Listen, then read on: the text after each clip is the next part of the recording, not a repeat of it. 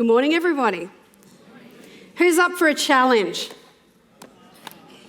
Oh, I hear some mixed response. Who's that going, oh? It's not that hard, honestly. I'm just going to throw this over here.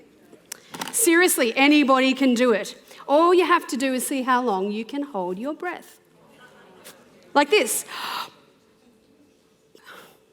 Really, that's simple. I won't ask you to stand up, so don't worry that you're going to pass out. And if you feel dizzy, for goodness sake, just stop. And if you really don't want to, you don't have to. But I invite you, if you are willing to accept the challenge, I'm going to put my little timer on. And let's see how we go holding our breath, okay? I'm going to count 1, 2, 3. We'll take a... What are you doing? Oh, sorry, misbehaving. There we go. Nice big breath, and we'll hold it. Ready? 1, 2, 3.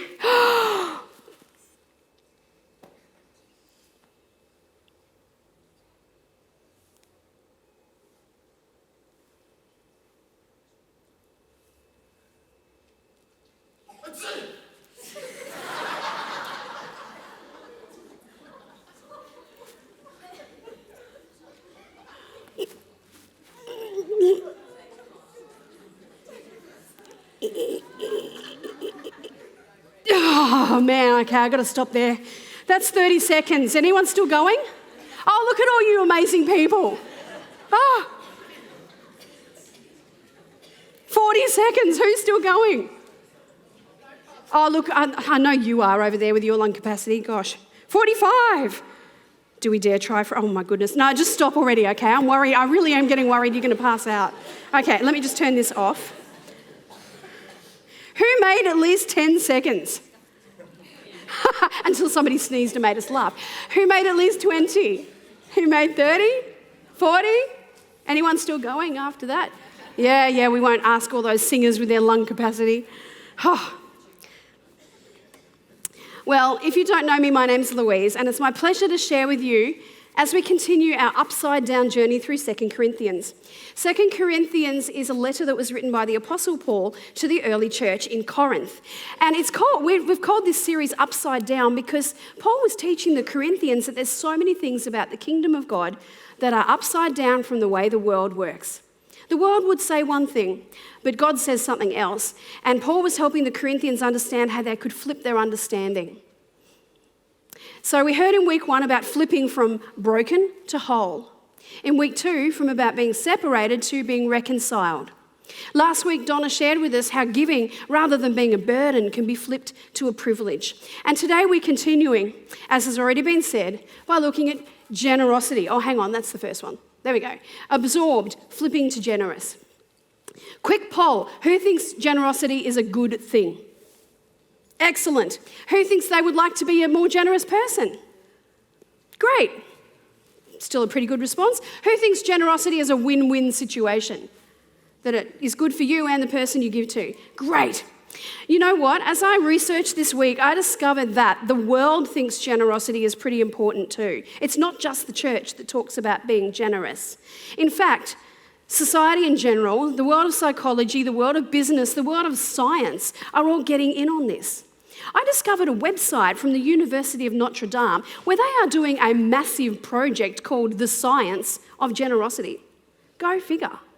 And they are funding a plethora of papers into unpacking the meaning behind this essential human value. That's how important they think it is. Wow. I discovered several websites that were highlighting this is really good, this is really important. And from that particular website, I just want to share this with you. What exactly generosity gives can be various things. Money, possessions, time, attention, aid, encouragement, emotional availability, and more. So when I say the word generous today, when I use the phrase generous living, generosity, this is what I'm talking about. The whole context of a generous life, not just giving in one aspect. Some of these things you might not have thought about from a context of living generously. If not, bear with me, we'll see where that goes. So as I said, I looked at a whole number of websites, and one I came across, Psychology Today, made a very interesting point, and I wasn't sure what I thought about it. It said that actually humans are kind of wired for a default position of wanting to be generous. I'm like, really? Are you sure about that? And then it made another statement and sort of backtracked on itself. It said, yes, we have this inbuilt desire to be generous, but so often we check ourselves. We stop and we overthink. We talk ourselves out of that impulse, and so we don't follow through on it. And it asks the questions, how do we become more generous people? What do we do to promote generosity? And you know what? They didn't actually have very many comprehensive answers. They had a few suggestions, things like practicing random acts of kindness, which is a great thing, by the way, and it's well worth doing. I've done it. But I suspect that it's going to take more than a few random acts of kindness here and there to promote in me a sustained process of living generously. So I went to have a look at what God says about being generous, because it's a good place to start. Excuse me. First thing I know is that God is a generous God. Yeah? God so loved us that he gave. He loved and he gave. It's one of God's overwhelming characteristics. He's a generous God. And it also tells me in the Bible that I have been created in his image. Genesis says we have been made in the likeness of God. And Corinthians earlier in this very book tells me that I'm actually designed to become transformed more and more into being like Jesus. So that suggests to me, if God is a generous God, made me in his likeness, he has actually designed me to be a generous person. So in a way, the psychology site was right. They just didn't know they'd stumbled across a truth that God had put in place from the beginning. Funny that, hey? God designed us to be generous. Let's have a look at these verses that we read before. Thank you, John, for reading them to us, this passage. This is verses 8 and 10 and 11. God will generously provide all that you need, so you will always have everything you need and plenty left over to share. God's the one who provides seed for the farmer and the bread to eat. In the same way, he will provide and increase your resources and produce a great harvest of generosity in you, so that in every way you can always be generous. Do you sense the sense of repetition happening here? I think that's why the metaphor of the farmer is used. Planting and harvesting and planting and harvesting. In fact, it's a process, is it not? It's a cycle. God gives and we give. God gives and we give. God gives and we give, in and out. Kind of like breathing. And now you see why we had this little breathing challenge before. Because the next question I asked myself was, yes, but what happens when the cycle is interrupted? I was designed to live in a process of generous living. Why do I so often go, hold on? Why do I pull back? Why do I check myself? Why do I get absorbed and interrupt the cycle of being generous? Let me share with you today 3 of the obstacles that I've discovered, that I've seen in my own life, in my own world. 3 things that would absorb me and pull me back, and what the kingdom has told me about how I can conquer those. First obstacle, and I'm sure you will identify with this one too, fear. I'd love to help, but if I give, will I have enough left for myself? And this applies in all of those areas that we saw before: money, resources, time, emotional availability. I'm an introvert. It's hard being with people sometimes. If I give out, will I have enough left? And so we pull back and we absorb. But we weren't designed to live that way. Think about that breathing exercise we did before. It wasn't natural, to hold on to our breath, was it? It's natural to breathe in and breathe out. Imagine how crazy it would be if we lived in so much fear that we didn't know where our next breath was coming from, and we lived like this. Gotta hold on. If I let it all go, don't know where the next one's coming from. I can't hold it anymore. What's going to happen? Oh, look, there's air. I'm saved. It's crazy. We don't live like that. We don't breathe like that because we know we have a reliable air supply. We have a reliable source in our atmosphere, so it's just natural for us to breathe in and out. What would it look like if we trusted God like that?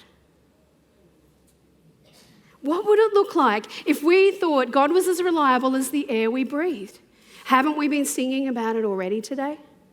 Haven't we heard stories about it already today?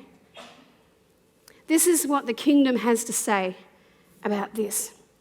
Jesus spent a big chunk of time teaching a large crowd some of the principles of the kingdom. It's described in Matthew and in Luke, the Sermon on the Mount. And Jesus said, don't worry. Fear? No, don't worry about these things, saying, what will we eat? What will we drink? What will we wear? These things dominate the thoughts of unbelievers, but your Heavenly Father knows all your needs. Seek the kingdom of God above all else and live righteously, and He will give you everything you need. Every day, cornerstone, we've been singing about it. The key is, do we believe it? Do we practice it? Or do we have that, what if I run out? What if I run out? Think about the way we were designed to breathe. It's the way we were designed to live. When we practice this, when we take God at His word, we discover that our generous living becomes unrestricted. We return to that natural cycle we were created for. When I act in faith, that God will provide for me. And I've underlined the key action parts because there's our action steps for later on that we can take into the week. So when we feel that prompting of God's voice saying, give here, share there, encourage there, do that, we don't need to be afraid and hold back. We can act in faith that God will provide because He can be trusted. Seek first His kingdom and everything else will be put in place for us. So obstacle 1, our fear has been flipped into faith. Obstacle 2, futility. What difference can I make? I don't have anything worth giving. They don't need me. Ever felt like this? It's just too big a problem. I can't contribute anything of value. It's easier to just not bother. Donna alluded to this last week, that sometimes we look at a problem, and even in terms of our self-denial, we look at our massive target, we look at the need overseas in countries that are developing, and we think, oh man, it's a drop in the bucket. What can a couple of dollars do? Sometimes the need is so overwhelming, we think, what can one phone call do? What can 1 hour do? I'm not needed. Or else we think that it's all under control and that we don't have anything of value to contribute. Well, you know what? This is so not true. The kingdom has a principle for this as well. In fact, the opposite is true. We are all crucial, especially when we feel insignificant. 1 Corinthians 1, 27 to 29. This is the previous letter Paul wrote the church when they were just getting started on their journey. Maybe they needed to hear it too. God chose those whom the world considers foolish to shame those who think they are wise. And God chose the puny and the powerless to shame the high and mighty. He chose the lowly, the laughable, the nobodies. He loves to choose what is regarded as insignificant in order to supersede what is seen as important so that nobody can brag. Did you know that by feeling small and insignificant, you're actually the perfect vessel for God's power? Ellen spoke about this in week 1. She described us as being like clay pots, so easily broken, so fragile, so flawed, but pots with the power inside. Pots containing the presence of God, the power that raised Jesus from the dead living in us. Wow. Wow. You may have heard the story in the Gospels where Jesus worked a miracle and fed 5,000 people. There are a couple of occasions where he did similar things. You know how he did it? In John 6, it tells the story that one of the disciples came to Jesus. They had this massive crowd. It was dinner time. They were all starving. This little boy had his lunch. 5 bread rolls, 2 little fish. Can you imagine being that little boy? It's like, they want what? You want my lunch? Huh? Sure, look, if Jesus is hungry, he can have my lunch and maybe he can share it with the disciples, but I don't really see there's much point. I mean, look at the crowd. And then can you imagine being dragged along to Jesus? Hey, Jesus, we got some food. And the little boy's like, what? This is useless. But what does Jesus do with it? He takes it and he blesses it and he breaks it and he gives it to 5,000 people with 12 baskets left over. Then can you imagine being the little boy? I don't know how you did that, God, but it's quite awesome. What are your loaves and fish? What are the things that you're looking going, nah, and God says, here, let me show you what I can do. Remember when we were breathing before, we held our breath? Not all of us could hold it the same length of time, could we? Some of us did 20 seconds, some of us did 40. Some of us who have lungs of steel can do a very long time and sing very loudly. He's my husband, I can say that. But you know, the thing is, we're all using the same air. And as we go out into our week, not all of us are going to need that air to do the same thing. Not all of us will have the same opportunities to be generous presented to us. Some of us might be called to do something amazing and to go for days in a particular area doing something useful to help someone. Maybe we're going to be called to go and help someone move house. Maybe God will call us to go and have coffee with a friend. Maybe he'll call us to call someone. Maybe he will call us and say, pray for these people. They need your support. They need your encouragement. You see what I mean? We all have the same air, but we don't all need to use it the same way. And all of those things are vitally important, and all of those have a massive kingdom impact because of the power of God that works in them, not however big or small we think they are. So when we understand this, we can flip our futility and we can walk in confidence because we know that God's power is at work through me. My generous living becomes unlimited, and my action is to walk in confidence knowing that God will work through me with whatever I can give him. Okay, number 3. Third obstacle. Bit of a sticky one, this. Control.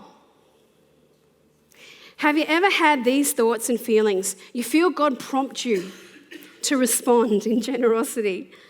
And you think, yeah, God, hang on. What if it's not appreciated? What if it's misused? What if my generosity is taken advantage of? I'm not sure that's actually a worthy cause. Will they know what they're doing with this? Can I trust them with this? Because what this is really about is our need to retain control. We don't like to think of ourselves as control freaks, do we? Some of us know we are. I know there are aspects in me that I have to work on this. It's hard to let go sometimes. But control can be one of those things that pulls us back from the generosity cycle. We want to set the boundaries. We want to have the parameters lined up neatly. We want to retain a hand on the reins. We don't want it to get out of our control. But that's not the way that God gives. This is another part of the Sermon on the Mount. This is from Luke's retelling of it. Think of the kindness you wish others would show you. Do the same for them. But listen, what's the big deal if you just love the people who already love you? If you want to be extraordinary, love your enemies, do good without restraint, lend with abandon, don't expect anything in return. Then you'll receive the truly great reward. You will be children of the Most High, for God is kind to the ungrateful and those who are wicked. So imitate God and be truly compassionate the way your Father is. In Matthew's version, it says, God sends his rain on the just and the unjust alike, and he shines the sunshine on those who are good and those who are evil. We said it before, God is generous. He just loves and he just gives. Our challenge is to be like that. I know it can be hard, but it can be like that if we are willing to deal with our control. And here's a paradox principle that will help us. Matthew 10:39, Jesus is sending his disciples out on their first mission, and he says, all who seek to live apart from me will lose it all. But those who let go of their lives for my sake and surrender it all to me will discover true life. Another translation says, if you cling to your life, you will lose it. If you let it go for my sake, you will find it. And I believe that this principle can help us overcome our control. Remember our breathing at the beginning, our holding our breath? Remember what happened when we couldn't hold on to it any longer? I don't know about what it looked like for you, but for me, I felt like it wasn't very pretty. Running out of air, gasping at the end. It just rushes all out because actually we can't control it. Past a certain point, we just have to let go. You can't control your breathing forever. It will just let go. We can't control our life forever. At some point, we just have to let go. So the question is how we choose to let go. We can choose to hang on until it's ripped from our hands, or we can choose, and this is something from a singing perspective I've learned is the much better way, we can choose to participate in the process. You know, you can hold your breath longer if you let it out a little bit at a time, if you sustain the release steadily. They actually call it breath control, but it's not really breath control because you can't control the fact you have to let it go. You can control how you participate in the process.